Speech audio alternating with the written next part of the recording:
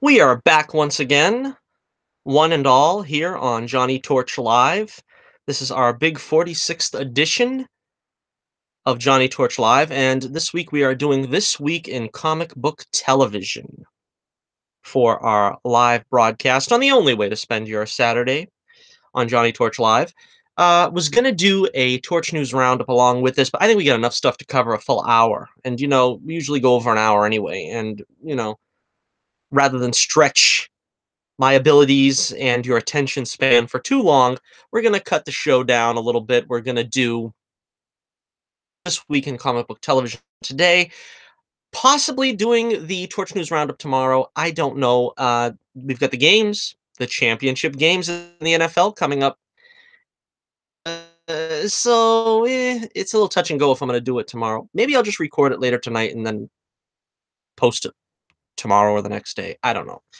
But for now, we've got plenty to talk about. We've got the return of pretty much all the shows. I think Gotham is the only one that we covered that wasn't back yet. Gotham, I don't know when that's coming back. We've got the season premiere of, or the series premiere, I should say, of Black Lightning. We've got the season finale of The Gifted, a 2-hour season finale. A lot to get to. We've got last week's MacGyver and Agents of Shield because I forgot to DVR it. I hate when that happens, but I forgot to DVR this week, so we've got enough doing last week's episodes too. Before we get to that, starting the show a little bit early because it's okay. I get onto this beginning of the show ramble that sort of takes up 10 minutes anyway. So let's get all that stuff out of the way.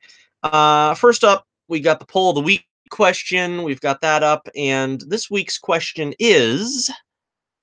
And if you check the link in the description below, you will see the link to the Twitter page that has the poll of the week.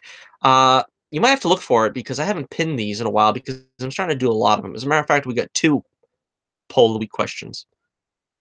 Give them both to you right now. The first one is, which classic 30s pre-superhero franchise, because remember, the superhero genre really didn't begin until 1938 with Superman, but what classic 30s pre-superhero franchise do you want to see get the modern big screen reboot treatment the most?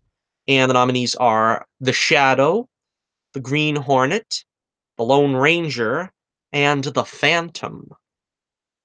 Now, this is an interesting question because The Green Hornet and The Lone Ranger have already gotten uh, reboots in recent memory. We got that god awful Seth Rogen one that was pretty disappointing, and we got the Johnny Depp Lone Ranger, which I don't know. Honestly, at the time, I got a kick out of it, but looking back at it now, it was really just a bloated mess. Really, I liked Armie Hammer, I liked Johnny Depp, but really, they didn't give us a story worthy of the Lone Ranger. We'll get to that. That's a recurring theme, but we'll get to that in a moment. Uh, my personal favorite is The Shadow. I'm a big Shadow fan. I don't know if anybody really knows that, but my dream job would be director of a Shadow movie. Actually, I think The Shadow would be better served in television. I don't know why television hasn't tapped The Shadow. I wasn't a huge fan of the Alec Baldwin movie, Alec Baldwin to begin with. Um, but you see, my problem is I'm a fan of the radio shows, and when you have, you know, a very convoluted history of the Shadow in the pulps. Uh, Lamont Cranston in the pulps. He's really somebody else that takes on all different kinds of identities. No one really knows his identity, and I don't think Margot Lane, who was his, sidekick, partner slash girlfriend, doesn't even figure very highly into the pulps. And so the movie tried to straddle the fence and do, try to satisfy both fans of both genres. Trying to satisfy fans of the radio show by having the sort of classic man type trope that the Shadow is, plus also satisfying the pulp fans that really know him as being the head of a network of operatives and so forth. Uh, and then of course we have the Phantom, which was another '90s a classic from Billy Zane. I saw that one. I enjoyed that one. I was never a huge fan of the Phantom out of all these four, so I mean, I don't know the lore as well. Of course, I know something of the Phantom, having read it in the comic strips for several years, but I'm the wool devotee. So the way it's shaping up so far, we got 41 votes, 4 more days left. In last place, the Shadow with 17%. In third place with 22%, the Lone Ranger. In second place with 29%, the Phantom. And with 32% of the vote, the Green Hornet. Viewers would like to see return to the big screen. That's a classic. I loved the TV show The Green Hornet with Van Williams and Bruce Lee, the legendary Bruce Lee and the legendary Van Williams. I thought he was great in that role. He was really a superstar in the making that unfortunately never really got too much, you know, fandom, superstardom, or whatever in his career, but he made a fantastic Green Hornet. Okay, so we have an accompanying poll, which is a follow-up. What other popular sci-fi comic strip hero from the 1930s deserves the big screen reboot treatment the most? Now, this is more from comic strips and sci-fi.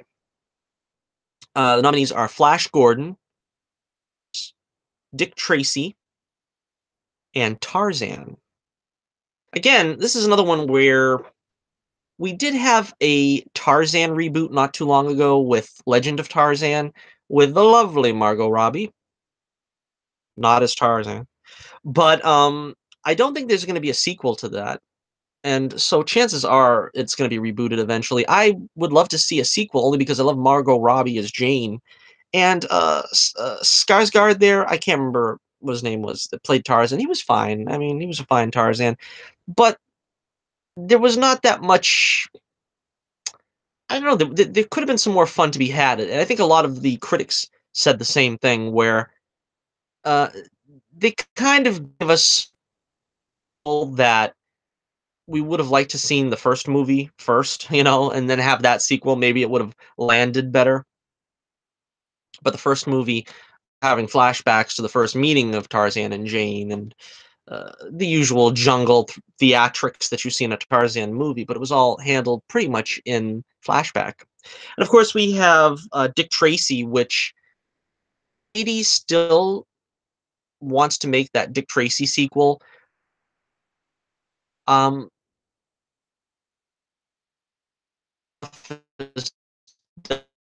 stuff and get it started for whatever reason, and now he's pushing 80. And Lee, that played Tess Trueheart, is no longer with us. Charlie Costco, I think his name was, that played the kid thing. So I don't know. It's probably time for a Dick Tracy reboot. Original cast coming. Obviously Star Wars, Indiana, all these franchises with more of the original characters. But I need to move and get that big Dick Tracy sequel. And a couple of them might have survived. I don't know. Influence, I think, might have survived. I don't know. There wasn't too many of them that survived that first movie. Buck Rogers, which show, and it's been long overdue for a. There's a very popular TV show in the 70s too. Long overdue for a remake. We haven't touched Buck Rogers since the 70s. Amazing to me. And, Erin Gray, of course, played Wilma Deering, heartthrob to many a young boy, many young man's fancy. The legendary Mel Blanc playing Twiki. A B to B to B to B to B. A Buck. A B to B to B to B to B. Had to love him. I'm blanking on the Buck Rogers actor's name now. I didn't have this whole routine written down, but in his own right. Of course, then we have Flash Gordon. I think the last time we seen Flash Gordon was on the Sci-Fi Channel. They tried to reboot it. I thought it was okay. It was too much of a modern take, and of course the Sci-Fi Channel is known for having, bargain basement budget for their things, and I don't mind having Flash Gordon as a TV show. They pushed it in a couple of good areas, but the last time Flash Gordon got the big budget treatment was, of course, the film with Max von Sydow, sort of, hamming it up as Ming the Merciless. That was, even as a kid, I kind of liked it as a kid, but you know, even as a kid, I knew that they were camping up Flash Gordon too much because I was and still am a huge fan of Gordon animated series. And if you've never seen that, the Filmation animated series, you owe it to yourself to check it out. I think you can find it, you know, I don't know if it's on YouTube. I've seen it in some couple places, maybe Roku. I think you can find it on one of those channels. But um, yeah, I wasn't too crazy about it. I love the soundtrack, of course. Queen, that's one of the great soundtracks with the Queen soundtrack basically made that movie, and I'm a proud owner of the soundtrack, if not the movie. Let's get to it here. So 21 votes, 5 days left. Uh, Tied for last place, Tarzan and Buck Rogers with 14% of the vote. You would think Buck Rogers also would be popular today because the the concept is really almost like Captain America. It was really supposed to be Space Whip Van Winkle, Rip Van Winkle, where he wakes up like 300 years later and he's waking up in the future, and they don't really know what to make of him as a man of action in a day where everything is science, and that's something that probably would fly a lot better now than it did even in the 70s. All right, then we have in second place with 24% of the vote, Dick Tracy, calling Tracy, Tracy, calling Tracy. And in first place with 48% of the vote, an overwhelming renounding success, Flash Gordon. Okay, so let's move on now. We got that out of the way.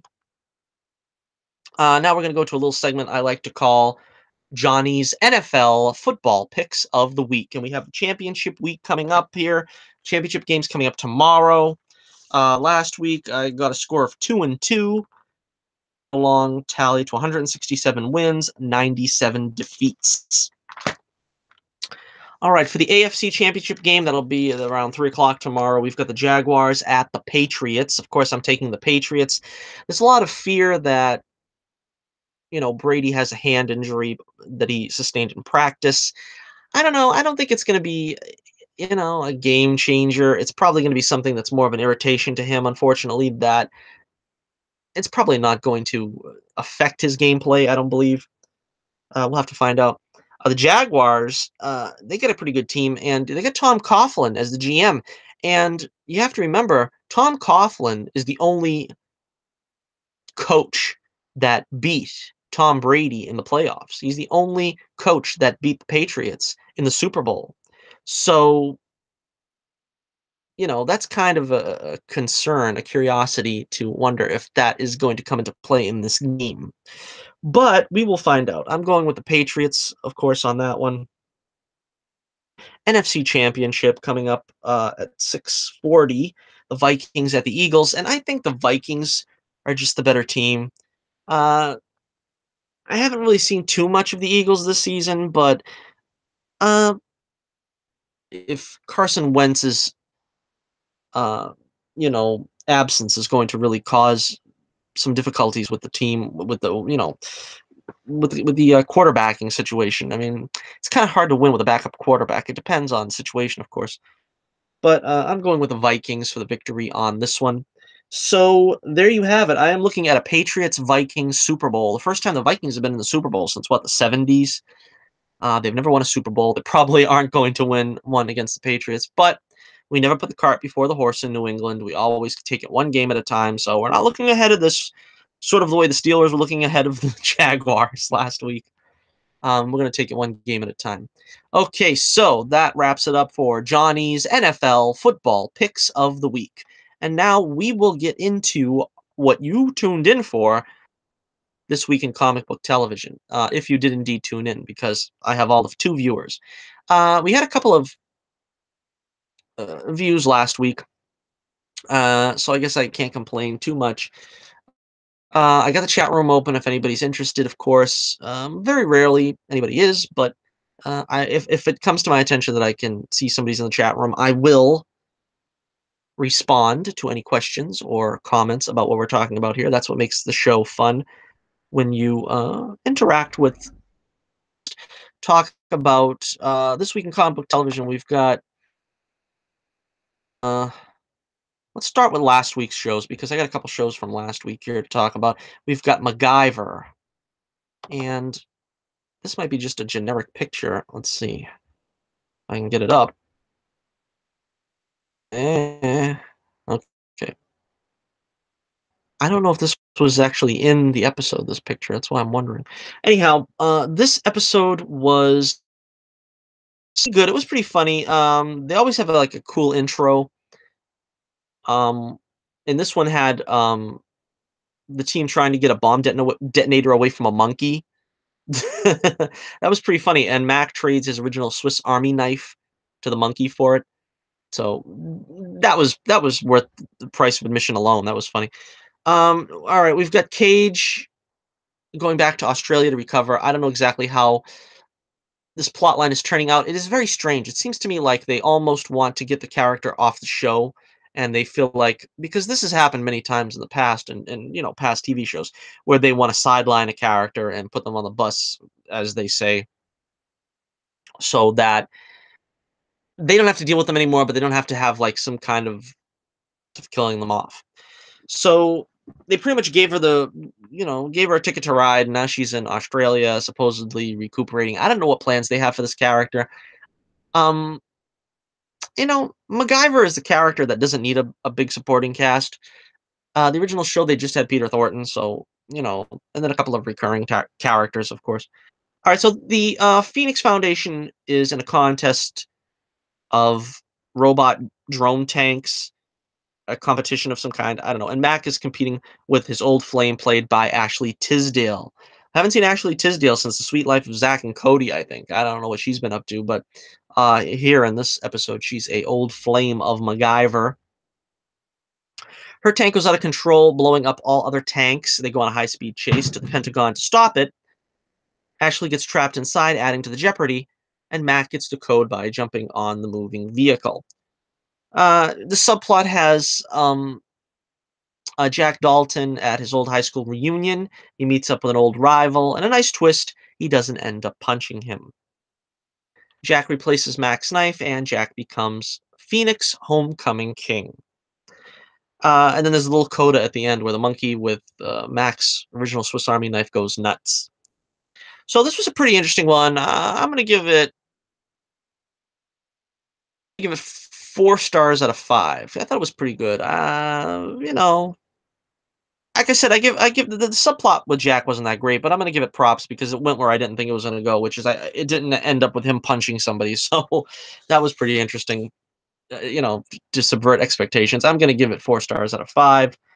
I feel like I missed something. In this episode, they said that he confronted Maddie about other in the videotape there. I don't remember seeing that, or if it happened, it just didn't register with me. But anyhow, yeah, pretty decent episode. And yeah, they've been doing pretty good this season. There's some news about the show, but I'm going to get to that in the Torch News Roundup. Okay.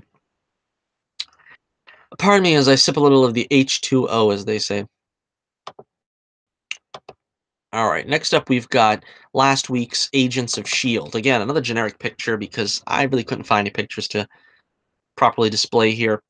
Agents of SHIELD. Okay, so when last we left our intrepid band of heroes, Fitz, Daisy, and Gemma were back together in the lair of Cassius. I always don't know if I'm pronouncing his name right. I forget. Cassius? Cassius, I think it's what it is. All right, Fitz ends up removing Gemma's deafness thingy, which I don't know how he knows how to do that. She's the biologist, but whatever. Only scarred on the face. He didn't really sustain any life-threatening injuries, which Gemma took a knife to his head last week, which is interesting because he's such a fanatic over appearance or whatever. I didn't think that he was going to take it as well as he seemed to. Um, looking at this picture that I have up here, I'm surprised. Why is Daisy looking off into the distance? It seems like her head is like completely photoshopped in or something from a different picture. I don't understand that. Do they have a stand in that day? I don't know. Everybody else is looking at the camera. All right, so Cassius's brother sends a killer Kreeeee after them. He's a killer, Kreeeee. And I don't know what his brother's name is. I don't even find out now because of what happens in the episode, but we'll get to that in a minute. Um, the thing about his brother, I think, is he looks too human.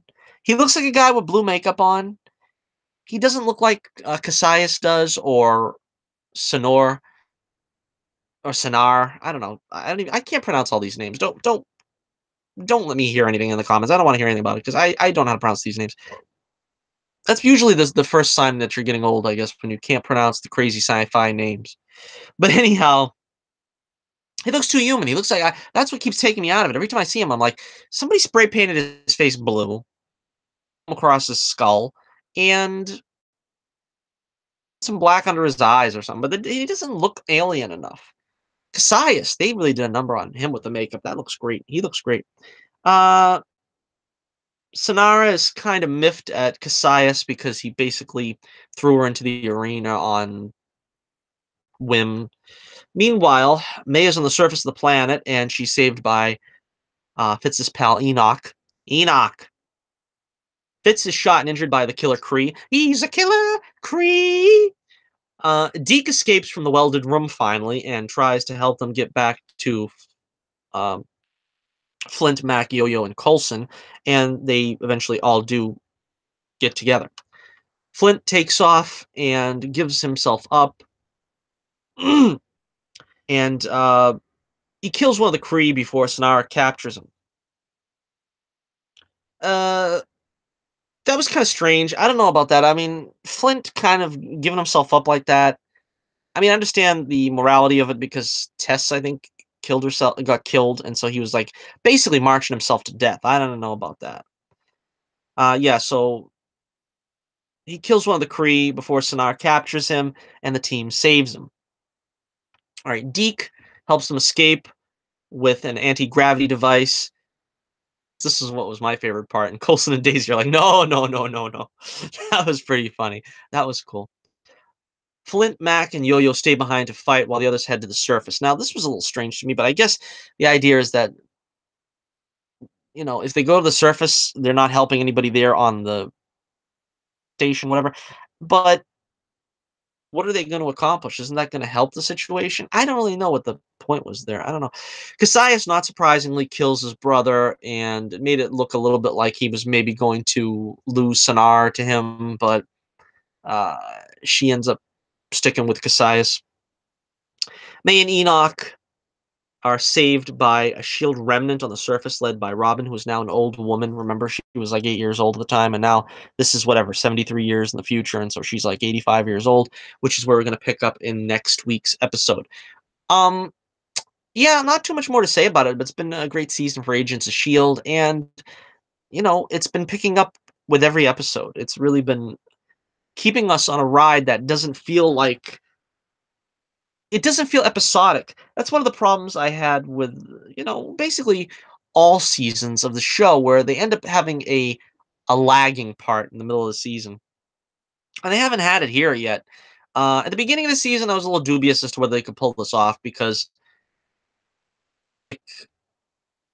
I wouldn't say lagging, but there was a lot of setup where you kind of had to figure out, who's who and where's where and what's what and how's how. But it only took a couple episodes, at the beginning where they integrated themselves with this, you know, society and spaceship. So I'm gonna give this one. I'm gonna give it 4.5 stars out of 5. I think, yeah, I'm gonna give this one 4.5 stars out of 5 for Agents of Shield last week. All right, so next we are gonna move on to we have here. How's about we go with Supergirl next? Okay. All right. This was the premiere. I mean, what do they call it? The mid-season premiere. All the CW shows this week, and the first was Supergirl. So we'll start with that. This is and you can see him right there, the introduction of Live, which is kind of curious because they don't really let you know if this continuity Superman has a Brainiac.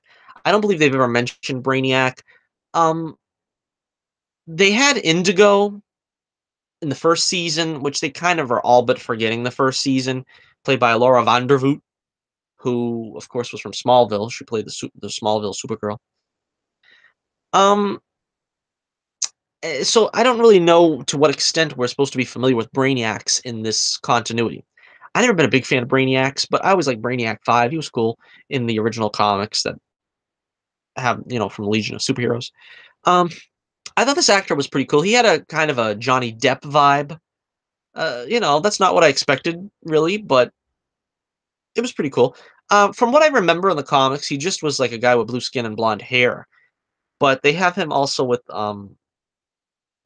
robotic device in his brain and stuff. See, I never could understand really what the Kaluan physiology is. I still to this day don't really understand it. They're not purely automatrons, but they're not really just alien. It's a strange merging of the concepts, but it's interesting, to say the least. I thought he was an interesting character here. I don't think they seem to be positioning him to be a love interest to Kara because they certainly, with CW always having the best looking people playing these love interests and stuff, they don't seem to have tried to go out of their way to make Brainiac 5 handsome. I mean, this is not a slap against the guy playing the character, but with Einstein hair and doodads on his forehead, I kind of don't see people shipping these two. But that's technically been one of Supergirl's biggest romances was with Brainiac 5. So I would be interested to see if they take it to that level eventually. All right, so we've got Rain. Rain last seen beating up Supergirl within an inch of her life. Oh, that was brutal. That was brutal. And she seems to be back to normal during the day, but still continues to get called away by the, you know, whatever those Kryptonian witches are, and they give her more marching orders.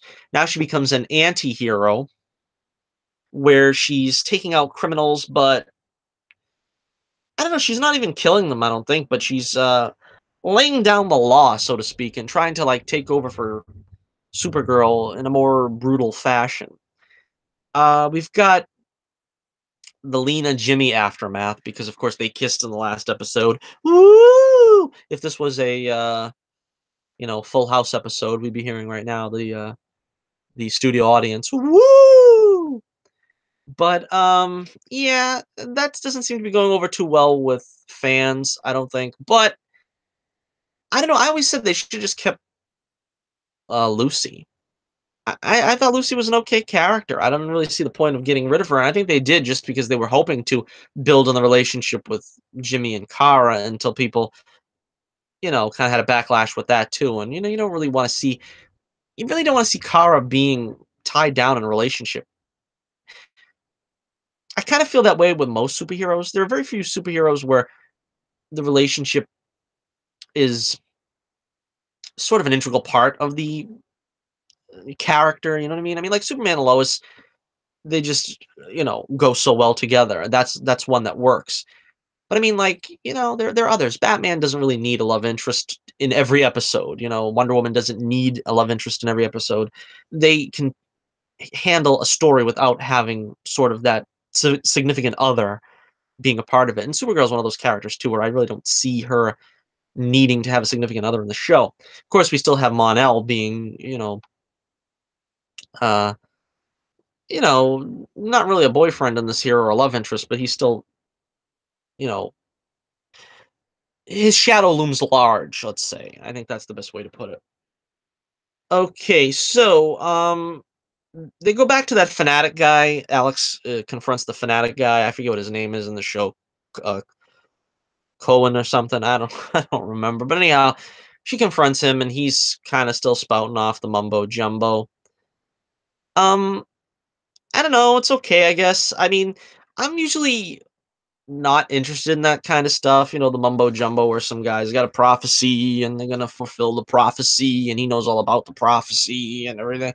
That stuff usually kind of leaves me cold. I don't know. Read it, but it's not really detracting from the story so far.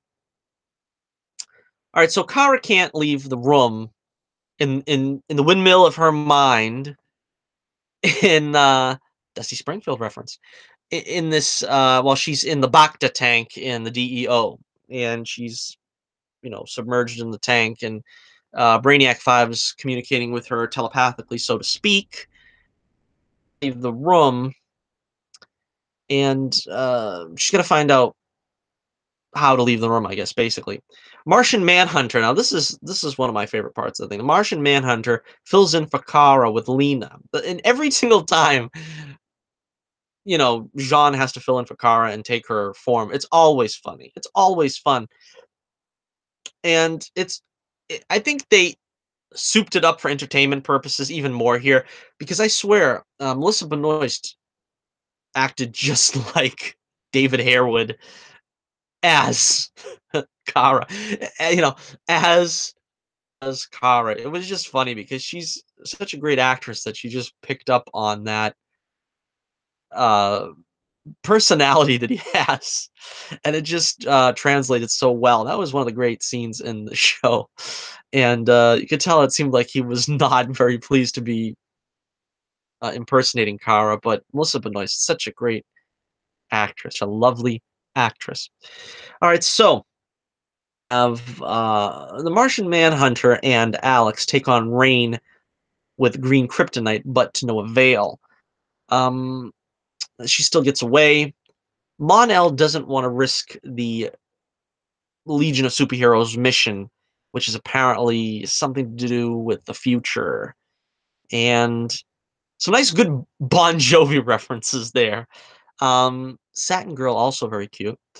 There's a good Alex scene with Alex and Kara there, and that's part of what you really want to see is the relationship with them two. I think the relationship with Maggie just brought down the show just terribly, leaps and bounds. It's surpassed now that Maggie's not on the show anymore, and people are saying, "Oh well, there's still a possibility she might come back." Please no, please no. That ate up so much time.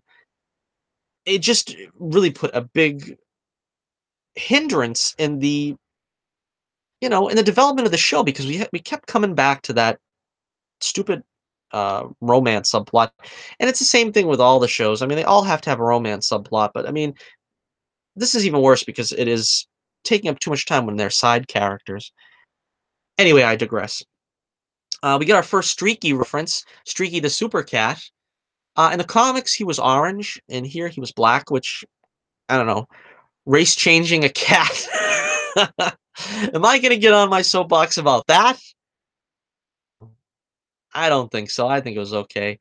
As long as you get Streaky in there, I'm happy. But the only thing is he wasn't a super cat. Apparently, he was just a stray. Um, I would have liked it. I would have preferred it if they had him as her cat now. But they had it where it was like it was her cat when she was 8 years old or something, when she first came to Earth, and he sort of that being probably 18 years ago is probably no longer with us. So I would have preferred if he was like, even if he didn't have his powers, if he was still alive. But they had him as a past cat that she had from her childhood or something. All right, moving right along. So we find out Kara has to leave the room as Kara, not with super strength or not as Supergirl. The Legion, meanwhile, joins the fight with Martian Manhunter against Rain. No, they basically coast along pretty much until Supergirl comes and saves the day, defeating Rain temporarily. So, yeah, it was a good episode. I thought this was one of the best episodes of the week. I don't know if I'm going to give it episode of the week, though. I think it's tough. It's tough. I'm not one to really split awards and say half and half, but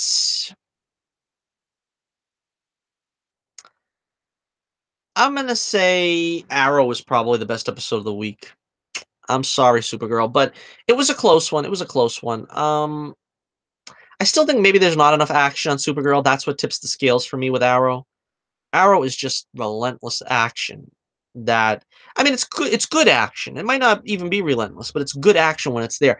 I don't think we get that level of action with Supergirl, but it was a great episode, a great show, and um, I'm gonna give it I'm gonna give it 4.5 stars out of 5. 4.5 stars out of 5 for Supergirl's season premiere or mid-season premiere, excuse me.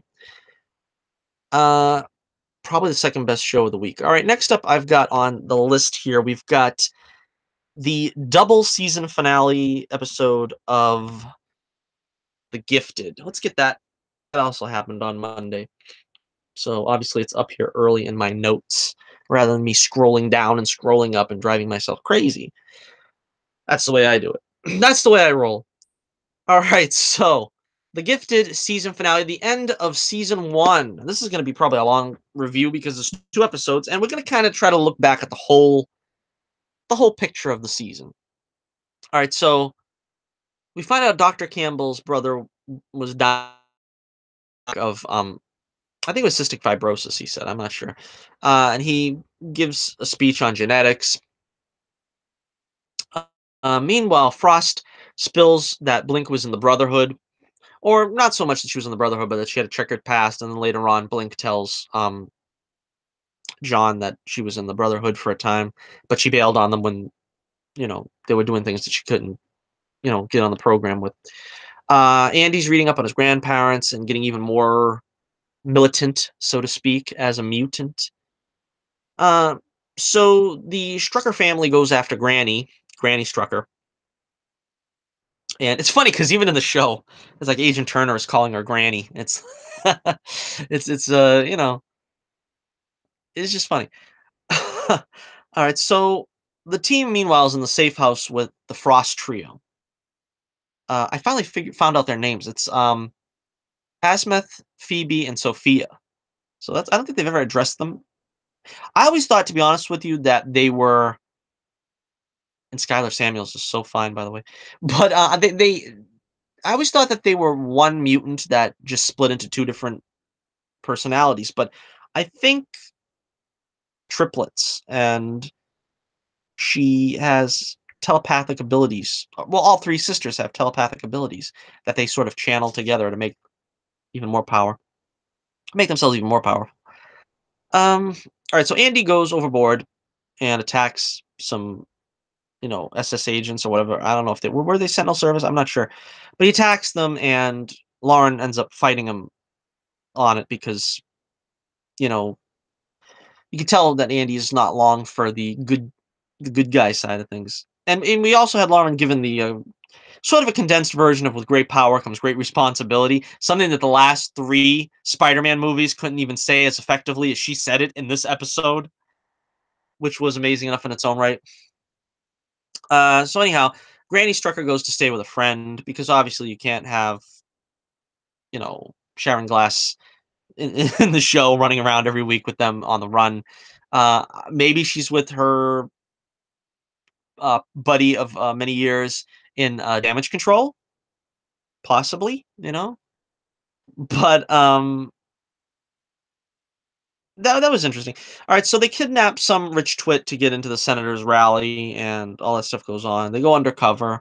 Blink kisses Thunderbird, which I think some people didn't like because Dreamer died only 2 episodes ago, and I would agree that it was a little too early for a kiss. They kind of wanted to end the season, I think, with you knowing that there were going to be an item, Thunderbird and Blink. Um, which is all right, I guess. I mean, it didn't really rub me the wrong way, but I could see that was kind of a rush. It was a little bit of a rush to get there. Like if maybe they'd have killed off Dreamer a little bit earlier in the season, it wouldn't have felt like. I mean, that's not even binge watching, and it feels like it's too close. Imagine if you binge watch this, and then 2 episodes later they're kissing, and I don't know. All right, so trying to capture Campbell fails. Blink and Thunderbird and Eclipse try to go in and get him. He shields himself with kids. He gets away.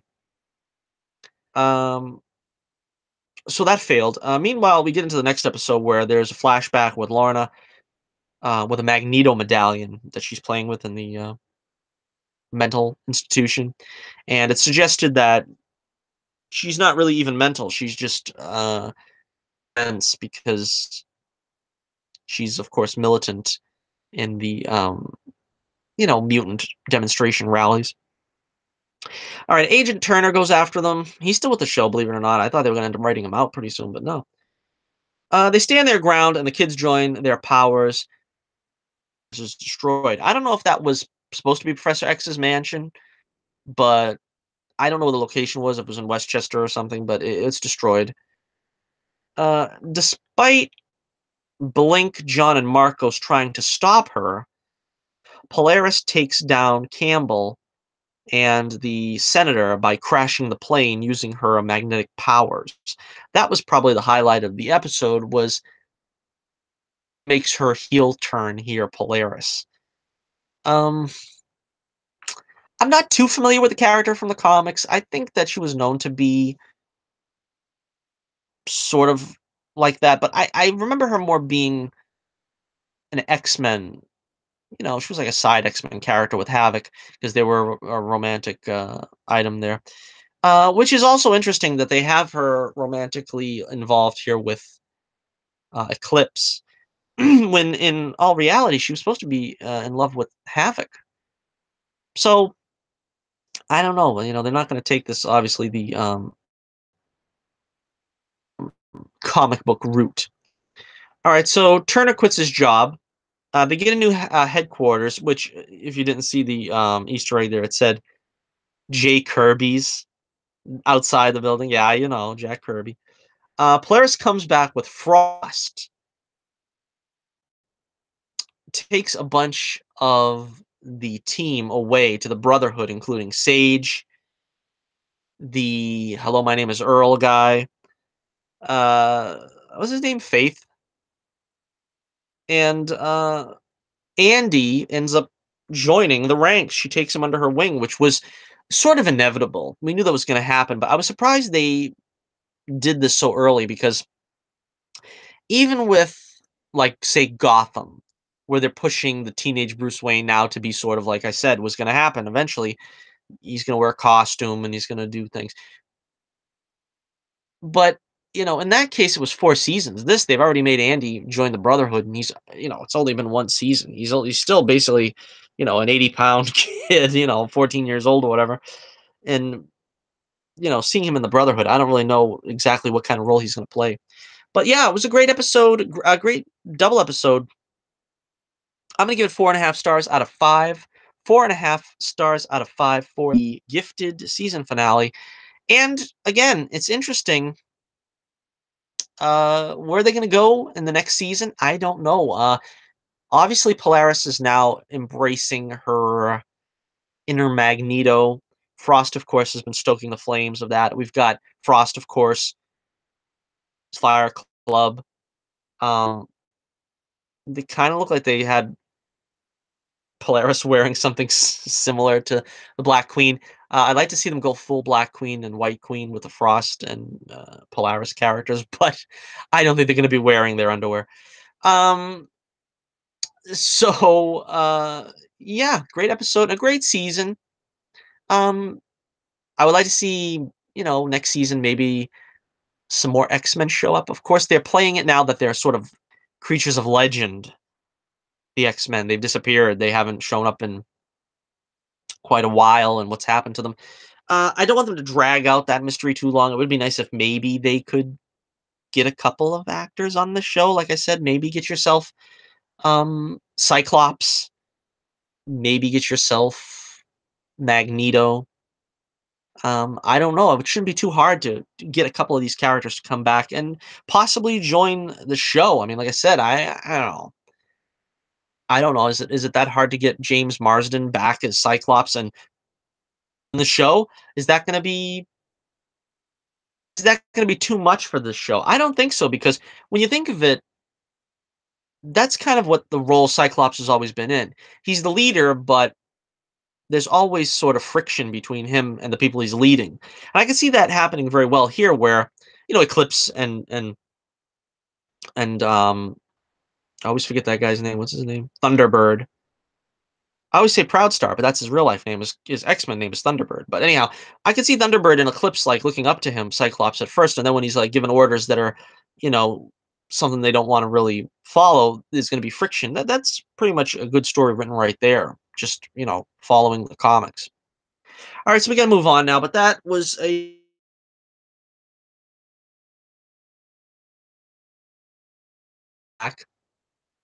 and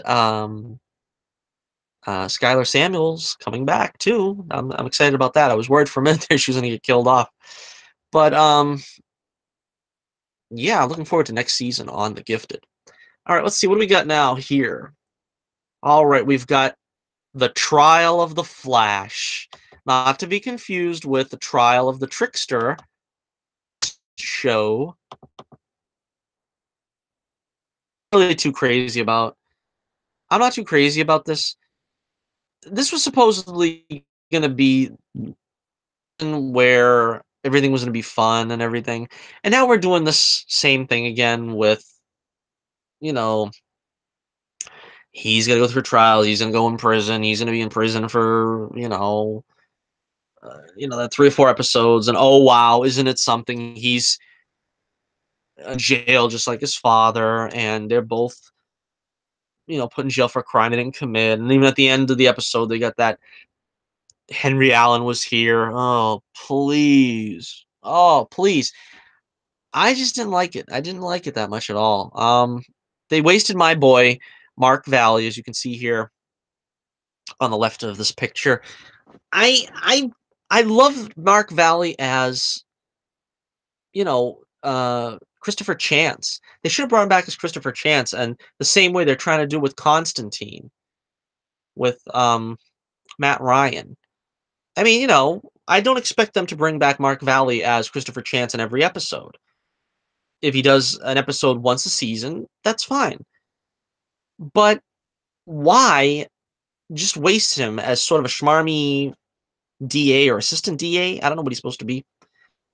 Um, because I guess Cecile's the DA, so he's probably not the official DA. But I don't know. That disappointed me. Arrested for the murder of DeVoe, as we all remember from the beginning of, from the last season. The Thinker. Uh, I thought Joe was pretty cool in this. He says he failed his dad and he doesn't want to fail him. Because if you remember the beginning of the season, the beginning of the series, he pretty much acted like, Harry was guilty. And so I thought this was sort of a nice, poignant way of pointing out that, yeah, he didn't forget that he actually thought that he was guilty for a while. And now that, he sort of failed him, now he's not going to fail Barry in this way by letting him stay in jail for a crime he didn't commit. All right, so DeVoe's wife is not taking the change of her husband's appearance too well. I thought that was really good. That was really good subtle acting, and she's a really great actress, that girl. I don't remember her name because she has a long name that's funny, and I didn't. But she really was the MVP of this episode. She made it worth watching. I'll go so far as to say that. And we'll get to more of that in a second, but this scene where she's like subtly not all right with getting kissed by a guy that's got her husband's brain in his body. A very strange situation to find yourself in, and I think she played it so well. Forces herself to kiss the guy at the end of that scene.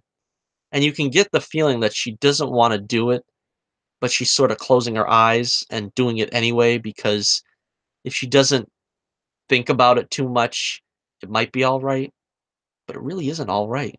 She's not feeling all right with this at all. So the great Mark Valley wasted as the DA assistant. Yeah, I already got to that. I already covered that. Look at my notes. All right, so the bad guy, the freak of the week was guy with knockout powers. He's called Fallout, the living bomb. Basically, he's gonna blow up if he doesn't. And they surprised me because I thought for sure he was gonna end up being killed because it seems like the Flash always ends up getting rid of these tricky villains by just, well, sorry, you're gonna blow up. We gotta blow you up. We'll put you somewhere where you won't hurt anybody else. That here, we'll get to the end of that in a second.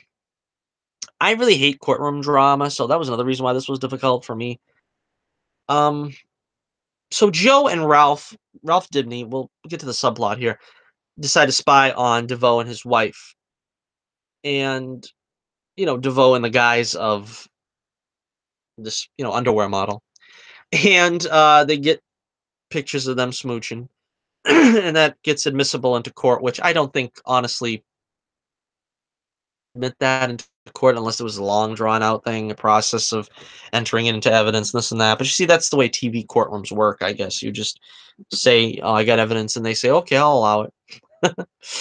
So anyhow, it doesn't really matter because in the grand scheme of things, because Marliese gives this great performance on the stand, and I mean the actress gives a great performance where she's just like crying uncontrollably and um just feels like she's genuinely caught up in the moment acting, which is always the best acting when you don't feel like you're watching someone act, you're not watching someone perform. And she says in a PG way basically that her husband approved of her snuggling up to this younger guy because he was in the final stages of ALS and, wasn't in any keep this PG rated here. He wasn't in any condition to perform husbandly duties. Okay, let's move on. So Cecile wants Barry to spill that he was the Flash. All right, so I am a big proponent of heroes keeping their secret identities. That's something that's nearly non-existent in the MCU. ACU, it's much more important, but they seem to have understood the concept of why the hero has the secret identity. Barry and Iris have a conversation because Iris is going to just explode and tell the whole court, the whole situation that he's the Flash in order to save him from, a lifetime prison sentence. But they have a strange conversation in a speed bubble. Somehow Barry's able to slow down time for everyone else or speed it up for himself and Iris. I don't understand. This conversation, quite frankly, could have happened any other time. Happened at any other time, but they wanted to put some kind of jeopardy in the situation by having Iris sort of um, get desperate, do something drastic here. But they basically adhered to the common trait that the secret identity plays, which is all his friends and family will be put at risk if his enemies know who he is. And especially if he's going to jail and he's not going to be around to protect, Iris and Joe and even Vibe and Frost, you know, that's putting everybody in jeopardy. And so they do the right thing, and she listens to Barry and doesn't uh, end up spilling the beans. So back to the subplot with Joe and Ralph. Joe wants to plant evidence, and Ralph talks him out of it. And you can tell Ralph is talking by experience because we heard that they didn't like spoon feed it to us, which I appreciated a lot. Original, first 2 episodes or whatever that Ralph was in, it was said that he planted evidence in order to, you know, get the bad guy in jail. And, he was he lost his job or whatever. And we kind of like look at him unfavorably for doing that because even though the guy was guilty, there wasn't enough evidence to put him away. And it's like, oh, well, he's breaking the law. He's not being a very good superhero. But basically, we got the same situation here with Joe, but Ralph is like laying the guilt trip on him. I'm not sure that I buy that because Joe, Joe, he's willing to do anything for his kids. I mean, I could see him doing this, but trying to say that Joe would be the bad guy, that everybody would ostracize him, and that he wouldn't be able to live with himself. He's basically keeping an innocent man, his son, quote unquote, from going to jail for a crime he didn't commit. I don't know that Joe would really have a problem with this because we're talking about a supervillain that we can't break his airtight alibi. And I don't know, I wasn't completely convinced that Joe wouldn't do it, or that Joe shouldn't do it. Let me know what you think in the comments below. Do you think that that was wrong of, do you think it would be wrong for Joe if he actually carried through with the plan to try to at least put some kind of, you know, plausible doubt or whatever in the jury's mind that would have, exonerated Barry? Knowing that Barry is innocent. I mean, it's not like he's doing something that would, you know, you know, put a true felon, back on the street. All right, so Barry leaves court to take on Fallout. Now, this I think was ridiculous as well. You're in the middle of a court case, life in prison, and they're not going to let you go out to do whatever it is you want to do when you're in court. I'm sorry to say. I mean, you're in jury duty or something, and you just want to get up and leave and say, "I'll come back later." They're not going to let you go. Or if you do just go, you know, there's going to be ramifications. I don't think that a court is going to let Barry go during his whatever it was, closing statements or whatever of the trial. That's what I mean about how I don't buy it when they do ridiculous things like that, and it takes me out of the episode, and I feel even more ridiculous about it. It just I don't know. I don't know why they decided to do that. It just didn't work for me. I don't think it probably would work for anybody because, like I said, in real life court cases, that's not going to happen. Especially if you're they stay innocent until proven guilty. But I mean, come on, they're not going to just let you get up and leave if you're on trial for murder. I mean, come on. There's a limit to that.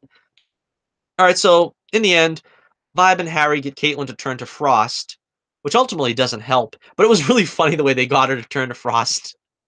When she's like, it doesn't work that way. You don't. She doesn't just turn, which is something that I like because I don't like it when they're trying to make it that she can just turn this off and on. So at least they had to pay lip service to the fact that they wanted her to just turn it on.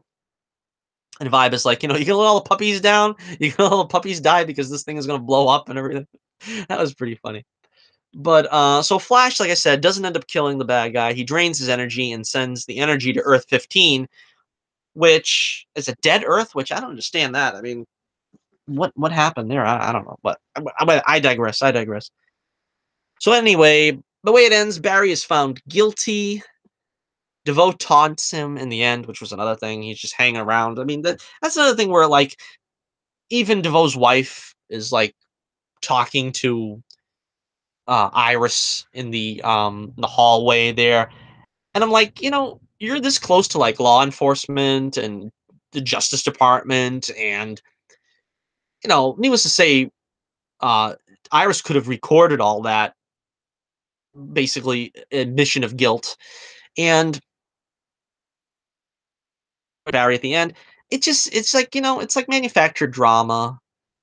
That's what I mean about let a show be fun. Just let the Flash be fun. We don't need this manufactured drama. But I know they had to pay off on the storyline because they teased it way back on the first season. Barry's in jail. He's on the phone and the Speed Force talking to someone, hoping that was going to be someone he meets in another dimension, on another Earth, instead of having to actually do this here. But they keep coming back to this here. I guess it's because it was part of the comics as a storyline in the comics. I don't know. And the last note I have here is I don't know if it's coincidental, but the judge here reminded me a lot of Parley Bear from Trial of the Trickster. Remember that episode with that judge there? Well, that's why they call me the hanging judge. But he kind of resembled him, and I think that was by design, to be honest. I think that was the reason why he looked like that. Or they got an actor to look like that. So Barry's in jail now, and we're going to wait through this whole process, and hopefully it won't take too long to get him out. We can get back to the story at hand. I don't mind so much when they try to do this because Arrow does this all the time. They try to do the team without the hero. I can see maybe that being fun for a couple episodes. They've been doing that all along this season, though. They've been doing it all along with Frost and Vibe and whatever. They're going after Magnet Black or whatever her name is. Anyway, I'm gonna give this episode, I don't know. It was kind of fun, but it still was, it was a middle of the road because a lot of it was, like I said, insulting my intelligence is kind of stupid. I'm gonna give it 3 stars out of 5. Yeah, I'm gonna give Trial of the Flash 3 stars out of 5. And we will move on now to, if you are still with us as we approach the 1 hour mark, we cannot let this week go without the series premiere, Black Lightning. Oh yes, Black Lightning makes a season premiere, as long-awaited season premiere. It seems like we've been waiting for this show for a long time. Excuse me. All right, Chris Williams is playing Jefferson Pierce, who is a high school principal. His daughters attend the school. His daughters are Anissa and Jennifer. So Jennifer, oh no, it's Anissa. Anissa is the oldest, I believe. Anissa gets arrested for a peaceful protest against the 100. Now, the 100 are apparently this gang that is like, controlling basically the city, the crime, and everything. Uh, and it starts off pretty early with the social. Um, Jefferson gets pulled over and nearly arrested for knocking over a liquor store when, of course, he's innocent. This, I think, was the part that made me feel it was the most heavy-handed. Um, because obviously they want to portray that. Because I don't really know that police harassment happens this way, where they're just going to pull over a, I'm guessing a Jefferson is like in his late 40s. They're going to pull over a guy in his late 40s in a suit and tie that is probably a prominent member of his community because he's a high school principal. The only thing that I found the most heavy-handed, that maybe that was kind of pushing it a step too far and trying to make it seem a little preachy, so to speak. But like I said, I don't mind social commentary so much as long as they don't take it and beat it into the ground. I think the jury's out right now whether they're going to do that on the show. If I know CW, they probably will.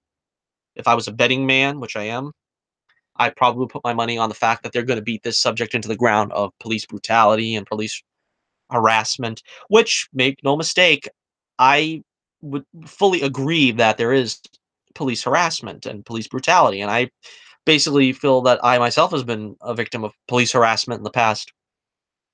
But, it doesn't really work that way, I don't think, where they just, are going to try to be openly antagonistic to, you know, black people, the police, if, in a case like that, in that situation. So Jefferson is honored as the principal, while his youngest, Jennifer, I think it was the youngest, goes partying.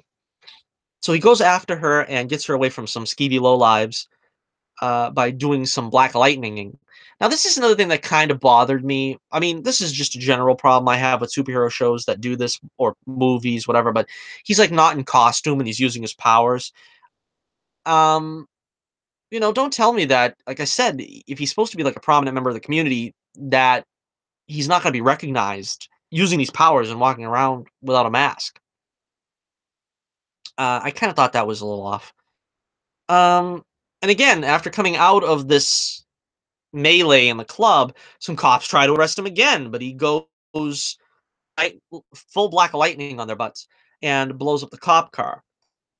Now, like I said, I think that situation I could have bought if they didn't already have a previous situation. You do it twice in one episode and you're preaching. And the way they did it here, where he was sort of in a climate where, there was some crime going down, it would be more understandable that the police, they don't they don't really want to be told the situation. They handle the situation and then you tell them about it later. It's an unfortunate truth, but it's the truth nonetheless. So he gets caught up in this, and then the guy is racist and says, something racist. I'm not gonna say, but and obviously you can sympathize a little bit more with Jefferson in that situation because yeah, the guy was being racist, and the guy was like basically putting him in a situation without letting him really explain himself. So with that premise, I probably would have felt like it was a little less heavy-handed. All right, so moving on here now. All right, Black Lightning passes out in a shop where his own personal Commissioner Gordon finds him. This guy's like a slash Commissioner Gordon slash Alfred, which I like this actor a lot. He seemed to add some nice, like an Alfred type. He's like, yeah, he had some gravitas, some humor. It doesn't really feel like he's out of place in a comic book show. We find out that Jefferson hasn't used his powers for 9 years. He runs into his ex-wife periodically, and apparently he lost her by being Black Lightning, and he's trying to get her back now. And he's sort of like in the position now where he might get her back, but he doesn't want to jeopardize it by becoming Black Lightning again. Now that he's used his powers a little bit in public, it's his crimping his style, so to speak. So Jeff meets with the gang boss Latavius, which this guy's a bit unhinged to say the least. I got a kick out of this guy most of all. It seemed to me like this was, if you wanted to compare it with Luke Cage, this was kind of what they were doing with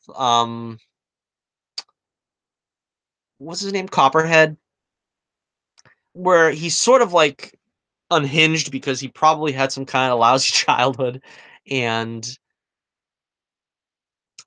he ends up he ends up getting this kid and just like menacing him.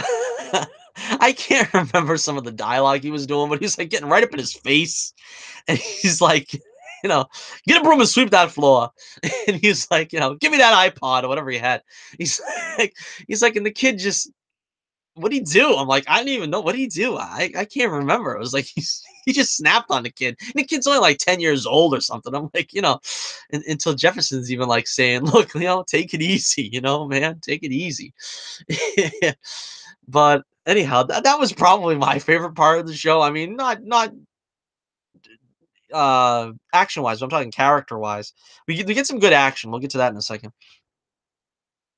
Anyhow, previous has a cousin, and Jefferson wants him to call off this cousin because the cousin is, he was hitting on Jennifer, and Latavius's business, so to speak, is being threatened by uh, the, the the the two sisters, because then the cousin goes into the high school and tries to make up with Jennifer, and then Anissa comes in and like you know you know, mouths off to him and stuff. So basically, they got kind of a grudge against the Pierce girls, the Pierce children, so to speak. So he ends up kidnapping the girls.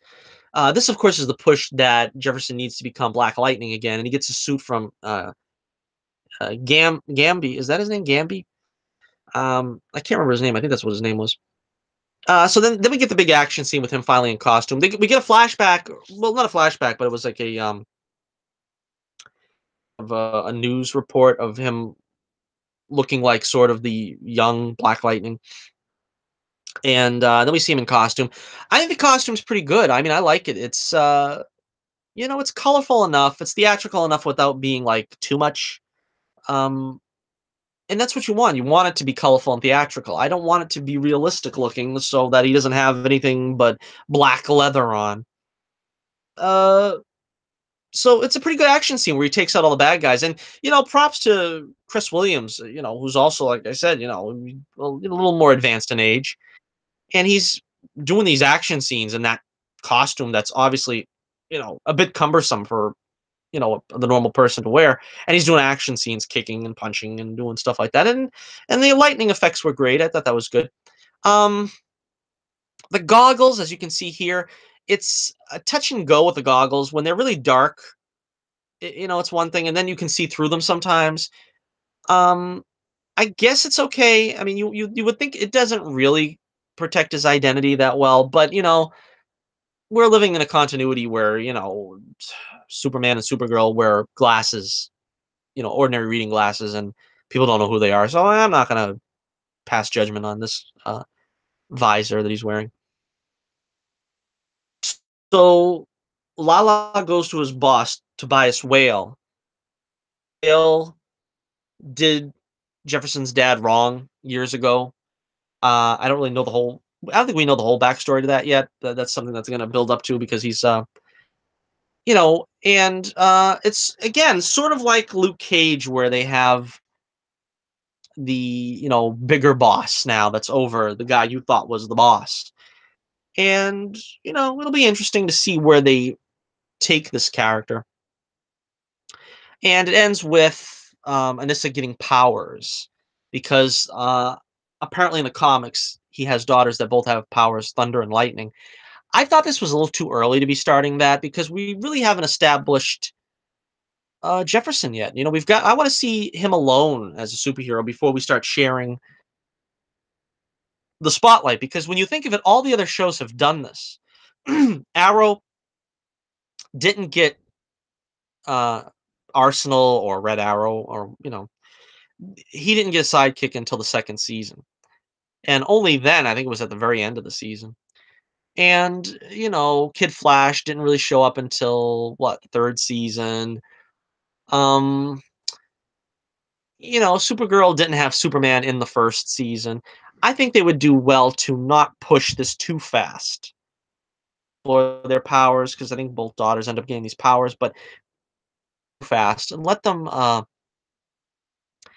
develop for a season before you put them in costume and have them running around. But I don't think that's going to happen. I think they already released a picture of what Anissa's costume is going to be. Comparing it to Luke Cage, again, I think it seemed more like Cage focused on the black community's relationship with the underworld, where here it seemed the focus was more on the black community versus the police approaches. Um, I think it's going to get older quicker if it's going to be constantly just about mistreatment by the police. But like I said, I think we all face it. I think it is a problem, undoubtedly, but to focus on that, it just makes me feel like CW is going to beat that into the ground until everybody's like going to be fed up with it, the same way as I was with the Alex and Maggie subplot, where her coming out seemed like it lasted forever and it took up 20 minutes and a 44-minute each and every week. So don't push too hard on the social justice. Let us enjoy these shows. Give us the action most of all. That's what we want to see. Give us some good bad guys. Give us the action of the bad guys. Of course, here we didn't have a super villain, so to speak, but concentrate on getting a couple of good super villains for Black Lightning. Otherwise, the show's going to pale compared to the other ones, because even Arrow as a street, you know, level vigilante, we still got some cool stuff with vigilante and guys in costumes, guys with powers that make them a little bit more difficult to beat. For the final analysis here, I'm going to say another one, sort of middle of the road. I'm going to give this one out of 5. It was fun. There's a lot of potential. I like the characters, all of them.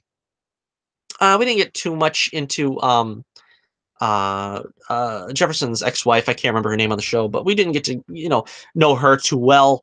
But apart from that, all the other characters were really interesting, and it was fun. So I enjoyed it. 3.5 stars out of 5 for Black Lightning. Okay, now we will go to. This is our final episode in our This Week in Comic Book Television, and it is my favorite of the week. We're going to call this one Episode of the Week. It goes to Arrow, and they don't get Episode of the Week too often. Arrow and Supergirl, unfortunately, has been lacking in getting Episode of the Week recently. All right, so, and then there were 3, to quote the Genesis album. We are left basically with a team divided. That's the name of the episode. And Felicity, Diggle, and Oliver. And thankfully, we're not going back to the Williams subplot, apparently, for a while. And we're just focusing on getting the bad guys, which is what, like I said, we should be focusing on these shows, is more the action, more the superhero theatrics. All right, so the bad guys, led by Caden James, approach a gangster named Bertinelli. Huntress references are in the episode because she's still alive, and I believe is she still at large? I think somebody said that she was at large. Oh, I meant to mention in the Black Lightning portion of the review, but the Black Lightning is supposedly going to be separate from the other CW shows, but they did have one of the reporters or something in the show saying something like, why is Black Lightning not considered a hero but a vigilante when there are other hero vigilantes out there? Something to that effect. So I do believe that Black Lightning is going to take place in the same world as Flash Arrow. I don't think it's going to be a situation like Supergirl where it's another planet, another Earth, but it'll probably be a lot more difficult to cross over with them because they're probably going to be, I think, like once a season crossovers, like they did Crisis on Earth X. I don't think you're going to see the way we see Supergirl show up on Flash and vice versa, or Flash show up on Arrow and vice versa. I don't think things like that will happen, at least not at this point. Maybe in a couple of seasons, but I think we can expect to see Black Lightning probably showing up in the next crossover, probably next season. All right, so Curtis and Felicity try to fix John's tremoring arm with some technology. Vigilante, meanwhile, is trying to make time with Black Canary, my gal. Apparently, he's not killing anyone anymore, and as I expected, she found herself in the embrace of the unsavory Vigilante. We got an arrow signal joke. I thought that was pretty funny. Renee wants Curtis to help him recant by erasing the evidence that he put into evidence against Oliver because of Watson. Thea becomes Quentin's chief of staff. Quentin wants to save Black Siren. This is an interesting thing. I think what's going to end up happening there is one of the two are probably going to die. I think it's going to be one of those things where they're setting it up to kill him, which I think is the probable outcome. Or he's going to be forced to kill Black Siren, and it's going to send him off into some kind of... Which I think they've already played with that, so they're probably not going to do that. Although it's probably a viable option. All right, so we got some great action scenes in this one. The action never fails to impress on Arrow. We got Black Siren being pinned by the throat by one of Oliver's arrows. We get Anatoly and Vigilante showing up. Oliver still doesn't want the team back, but John and Felicity have it out with them. And Black Canary is the first to leave. Meanwhile, Green Arrow strikes an alliance with Bertinelli, and there's a great action scene between Arrow and Vigilante. Green Arrow and Vigilante. Vigilante and Dinah doesn't last long. I thought that was a problem. I like the action scene, by the way. I just glossed over it, but that was a great action scene with Oliver and Vigilante. That's when I love seeing two guys in masks get into a big fight. That is like comic book superhero business 101. You got to see it. They got to show that, and you got to see it more often because on Arrow, especially, we haven't seen that very often. We've had Malcolm Merlin. We've had, that was the last time we've seen a guy in a costume, and he didn't even keep the costume for much longer after that. But I'm thinking, Ra's al Ghul, Damien Dark, all his heavy hitters really don't have masks, and that's disappointing to me. I mean, Malcolm in the beginning had one, but since the first season, he didn't wear it anymore. So like I said, Vigilante and Dinah doesn't last long. I was hoping that was the last for a couple episodes. It was nice to see Dinah happy. Oh, my gal, Dinah. Someone's in the kitchen with Dinah, and it's not going to be Vigilante anymore, but... So... I don't know. I mean, now she's got it, against... I don't know his name. I just keep calling him Vigilante because that's what he is. But, she ends up cold cocking him, and basically a woman scorned, kind of. She's very disappointed in him. But it comes in 2 episodes. That should have lasted longer. It should have lasted a whole lot longer. But I think they don't want to show Dinah being weak, and she was starting to get weak at the knees because of the guy is coming back, and her old boyfriend's coming back. But it would have had more impact if they actually kept him around longer for her to actually feel betrayed. And I don't think we got that quite as much. All right, so Ollie patches things up with the team, but they want to go their separate ways. And it's kind of disappointing in a way because I really don't want to see this team on the outs with each other anymore. I want to see them get back together again eventually, but it's like they kind of are pushing this burning their bridges thing, and I don't really, anybody with any common sense would see, like, the way basically the whole team is saying, well, Oliver would have did the same thing for William, so why should he be angry with Renee? But then again, he still doesn't want Renee on the team. And then Renee wants to get Curtis to help him recant from the testimony. But he still doesn't want to work with Oliver, and Oliver doesn't want to work with him. Curtis feels betrayed, but he still kind of wants to work with Felicity and wants to help John. You see where I'm going with this? It feels very contradictory. Like, you've got to pick a side and be convincing with that, and they really haven't. Black Canary feels, you know, um, because she was under surveillance, uh, betrayed. Feels like she can't trust them, and she can understand why they did it because reasons. We got to find out. Watched all this time, and so it's like it's not the strongest premise. I understand, but I kind of like this trying to get the team to work together, trying to get them back together. I think it worked for me so far. This upgrades the chip for Diggle, and it works. So for Diggle is finally back at 100%. Another one of these storylines where it really comes to nothing. Why did he really need to have that? Ever? It's just like, oh, we'll give Diggle a little bit of a cross to bear, so to speak, and now we put the chip in him and he'll be fine because why not? I mean, we did that with Felicity. Although, honestly, I wouldn't have wanted Felicity to be wheelchair bound permanently. That was just sort of their nod to Oracle, and that's fine. But I didn't want to see Barbara Gordon get Oracleized, and I certainly don't want to see Felicity get Oracleized. It's just, not that it's a, bad thing to see people in wheelchairs getting their due in a television show or something, but I don't really like seeing these characters being,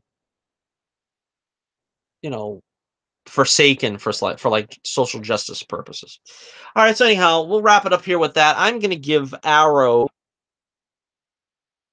Let me see. I'm gonna give Arrow 4.5 stars out of 5. Yeah, I think 4.5 stars out of 5 is good.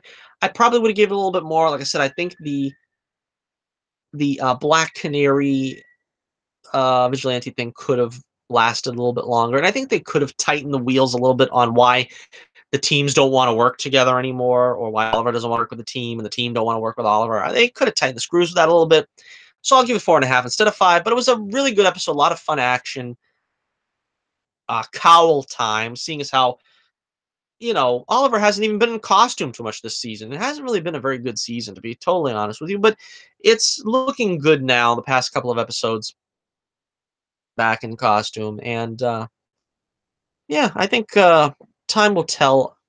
Looking at the whole picture of what it's going to look like this season, but I think they're doing a lot better now, at least than from the early part of the season. We got Diggle back at full power. We got Oliver back in the costume and Diggle back in his role as Spartan. We've got Felicity not being an overbearing member of the team with her own side plots, and Felicity taking over too much of the screen time.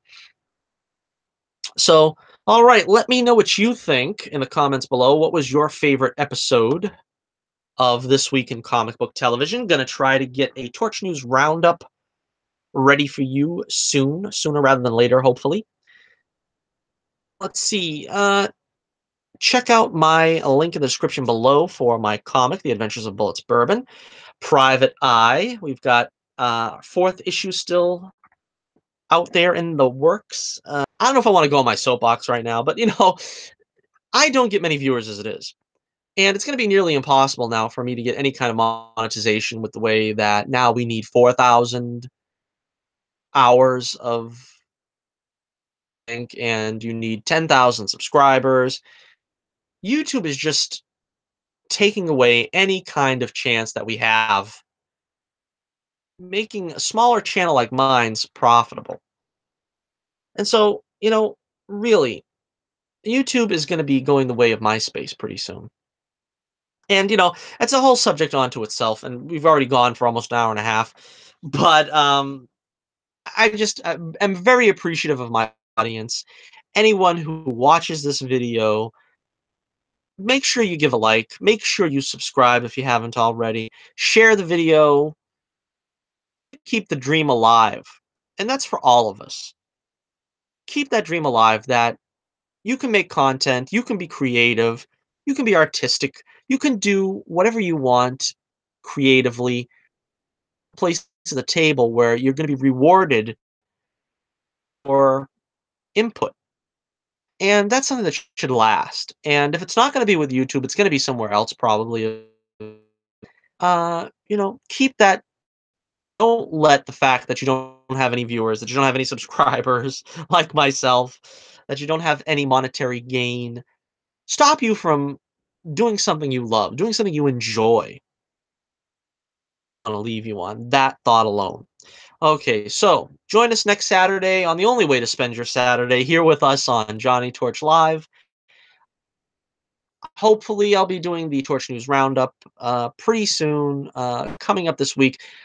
Sometimes do a show on Wednesday, sometimes on Monday, depending on how I feel and how much news I can, put on into a podcast. And just make sure you tune in and keep the dream alive.